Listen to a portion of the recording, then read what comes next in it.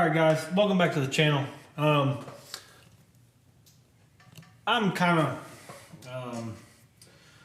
of lost currently as to where we are on updates on all the cars. Been a lot going on lately, and I posted a couple videos in the last few weeks, and yeah, I don't know where I'm at. I'm not real sure.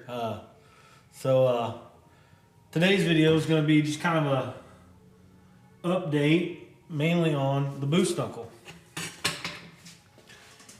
It's sitting here in the garage. It runs everything. It's all good. Obviously, see the old blood stain over here. That's yeah, that's that new booty.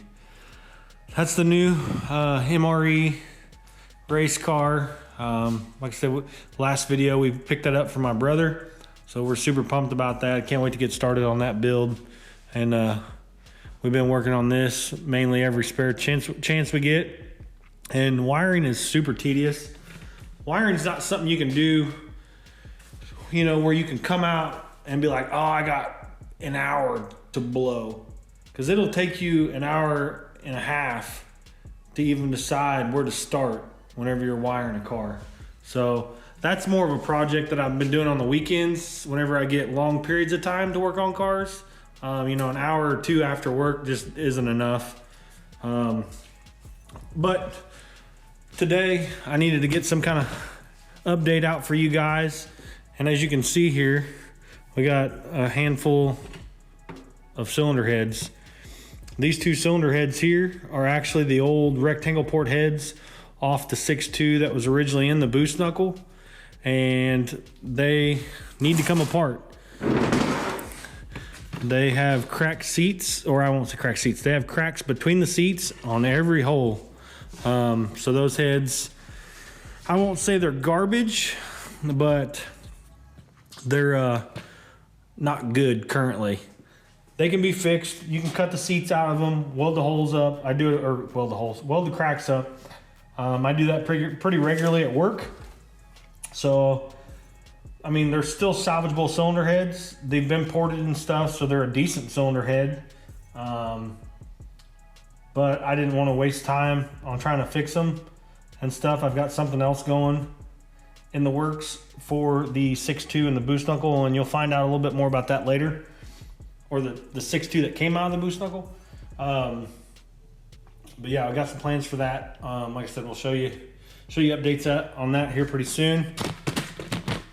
Let me hit the tripod here. These heads here are some stock 862s that I got from a buddy of mine. He bought a motor from my work, and these heads were on this motor, and he ended up putting some ported cylinder heads on the motor that he purchased. So he pulled these off, give them to me. Super nice guy. Most people wouldn't do that. Dave's a good buddy of mine. He always takes care of me. But they got stock springs on them. So I need to take these apart. They're a little dusty. I don't know what, it looked like he was rolling around in the field with them. I'm gonna pull all these springs out, and I've got another set of springs that I want to put in these, because these are going on a new engine. Whenever I get done putting these together, we'll show you what they're going on. But anyways, I'm gonna cut right to it, and we're gonna start pulling these cylinder heads apart and getting the valve springs, the stock valve springs off these things, so we can put a new set in it and see if we can set up install height and stuff on them.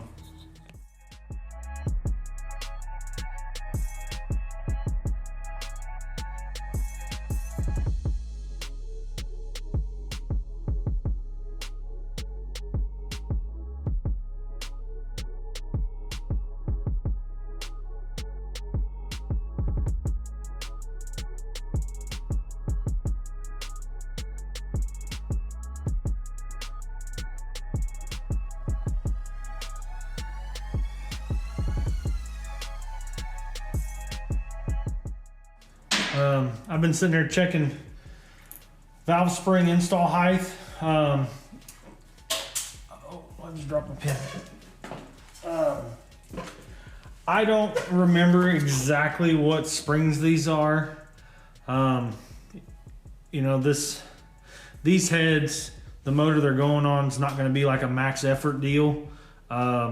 Generically, most of your LS stuff's anywhere between 1,780 install height to like 1,800. So there's about a 20 thousandths difference there.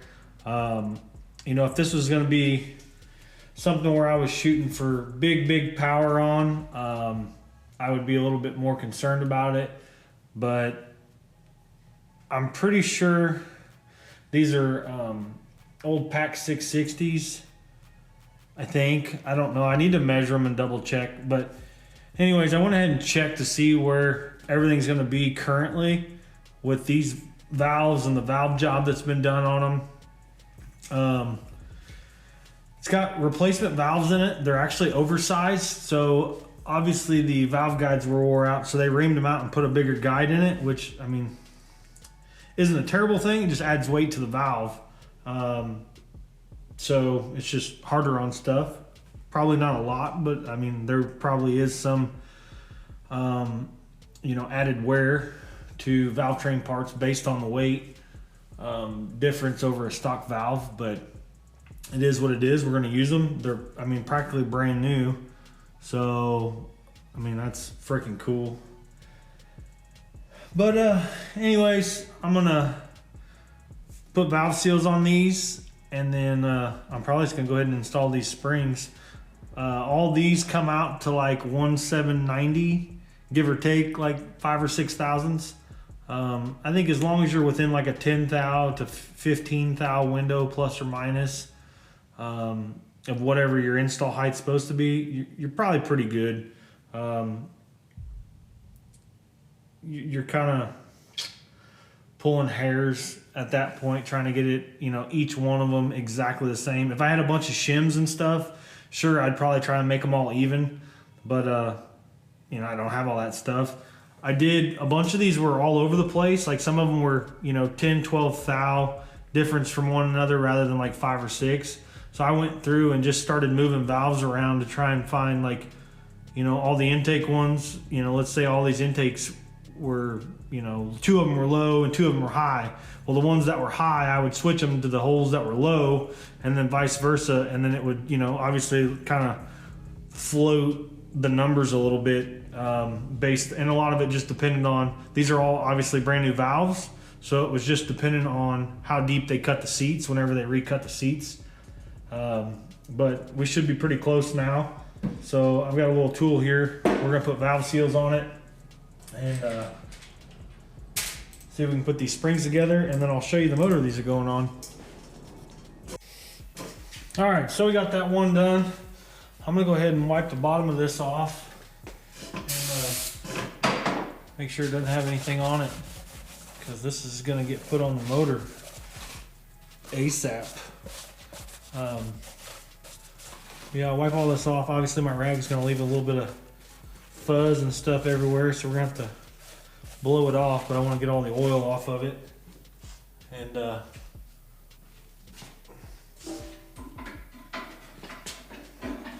do a little bit of this number here.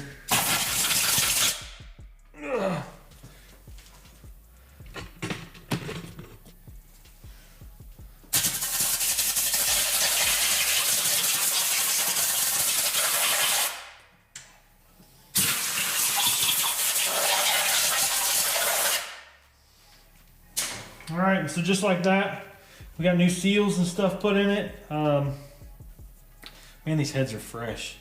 I mean, real fresh. I'm digging this. These are gonna look minty on this old girl. Well, so you pretty much saw everything I'm gonna do to these heads just on this first cylinder head. I've still got this one to take apart. This is the other one, and then that's the old rectangle port I gotta pull. And the reason I'm pulling these apart actually is I realized I am out of spring seats for the bottom of the valve spring. I don't know, I must have like thrown a set away or something on accident.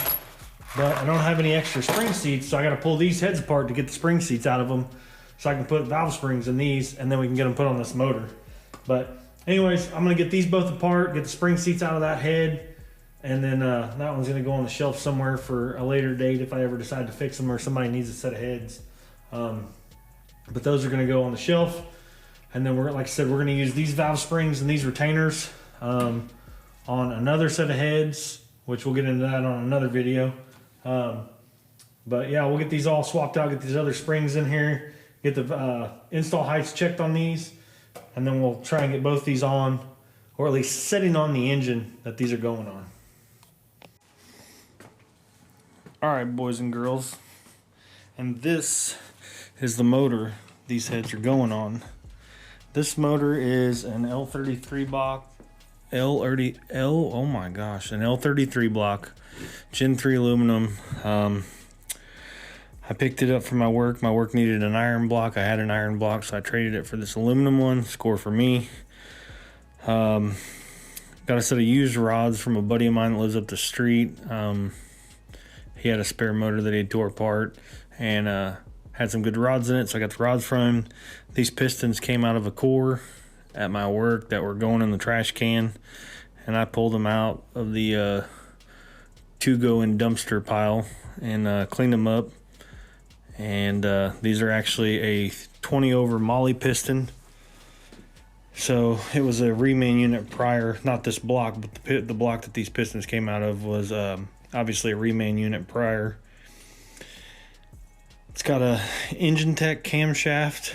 Let me see if I can find the specs.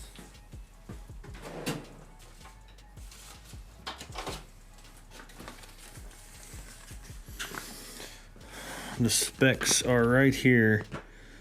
Nope, wrong one. I lied. Where's it at? Yeah, it's the stage 1 right here. 226, 232, 588, 598 on a 115. So, should be a cool little cam.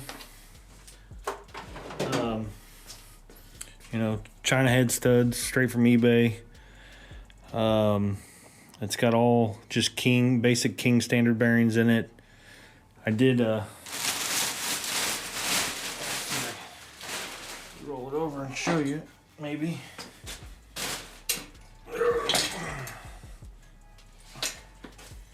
This is probably gonna make a mess, so I gotta hurry. This is actually a Gen 3 crank. I had balance for Gen 4, put a 58X reluctor on it, because it's basically going on a 58X Terminator X system. But yeah, I gotta flip this back over. It's making a mess. But yeah, so these heads here that we just put together are going on this motor, and this motor is going in the boost knuckle because the 4/8 that's currently in the boost knuckle is coming out. Boy, I got oil coming out everywhere. But anyways, deck's all been wiped off, head studs have been put on, got dowels in it. I'm gonna set the head gaskets on it, and then we'll start setting these heads on it, and see if we can get these torqued down and get this sealed up. I don't like leaving motors open like this for very long. This thing's been sitting down here bagged up for a while, and since my buddy Dave gave me these heads, now we can get this thing buttoned up. That was pretty much all we were lacking, was a set of cylinder heads. So we'll get these torqued on, and yeah.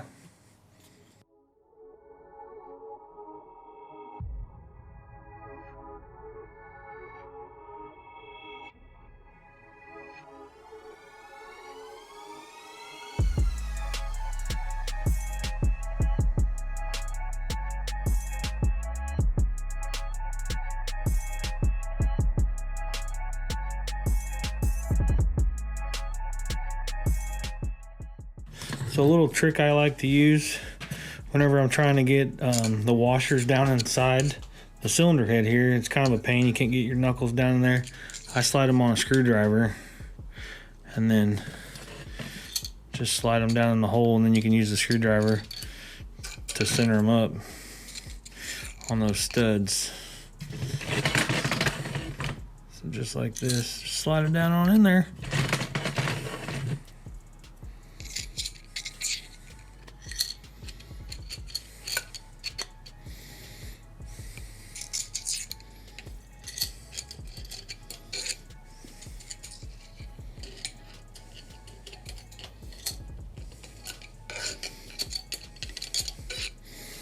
Boom.